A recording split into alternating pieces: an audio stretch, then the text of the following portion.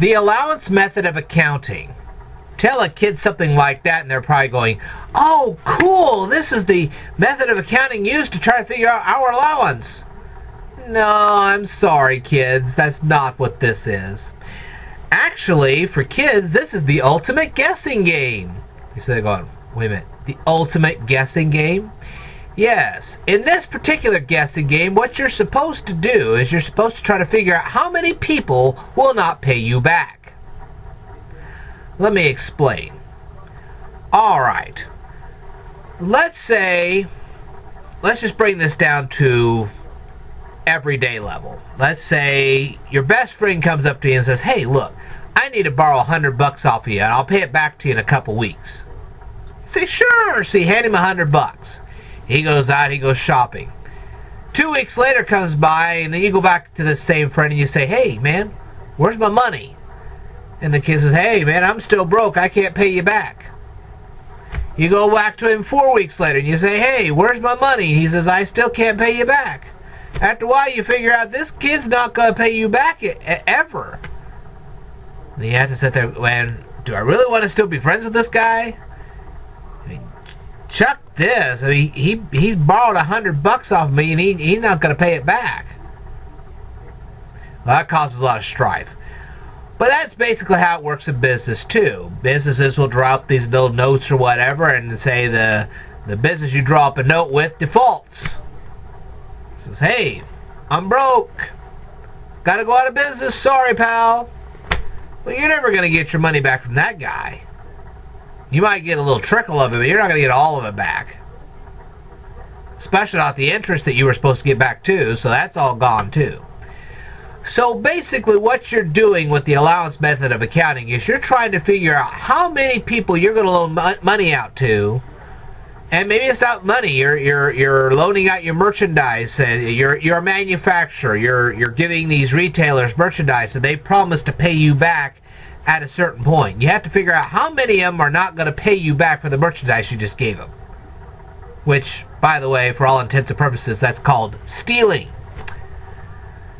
But you're to try to figure out how many people are going to be your thieves. They take your merchandise, but they don't give you money for it. They promise to, but then they don't actually follow through.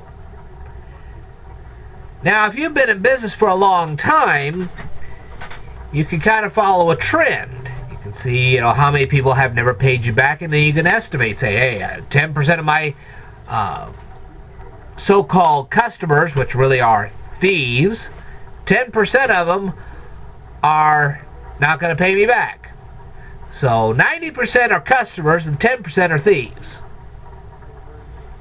Okay? Now, that's okay if you've been in business a long time. Then you can set up this allowance method of accounting, and you can have allowance for doubtful accounts, which you can have an accounts receivable, and you're crediting accounts receivable, and then you're having this expense account that says that these people aren't going to pay you back. It's an uncollectible, whatever type thing. But I think you're getting the idea here. The point is, when you're doing this kind of accounting, what you're doing is you're saying 10% of 10% of these companies that I give my merchandise to are not going to pay me back. Or say it's just 5%. Well, 5% of the companies that I've given merchandise to are not going to give me money back. And so on and so forth. Okay?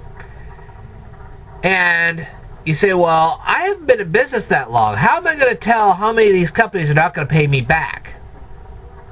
Well, at that point, you have to look at industry trends. Let's say you're a restaurant. Okay? And you're trying to figure out how many of your customers are not going to... They charge it on the credit card, but then it goes bad. So at this restaurant, you're trying to figure out how many of your customers are not going to pay you back for the meals you just served them. Well, you can take a look at other restaurants and see how many people don't pay them back. And then you can estimate how many of your customers are not going to pay you back. So once again, if you're a restaurant and you're trying to figure out how many customers are not going to pay you back, you can look at other restaurants and see how many of their customers don't pay them back. And based on that information, you can make an estimate for yourself. Because they're not going to pay those restaurants back. They're probably not going to pay you either. There you go. So anyway, that's how you set up the allowance method of accounting. And there are plenty of details and plenty of accounting books to show you step-by-step illustrations of all this. But now you have a basic concept of the allowance method of accounting. Alright, if you have any further questions or if you really want me to take you through a step-by-step procedure, you can go ahead and leave a comment down here below. I will tell you more in a future video, so stay tuned.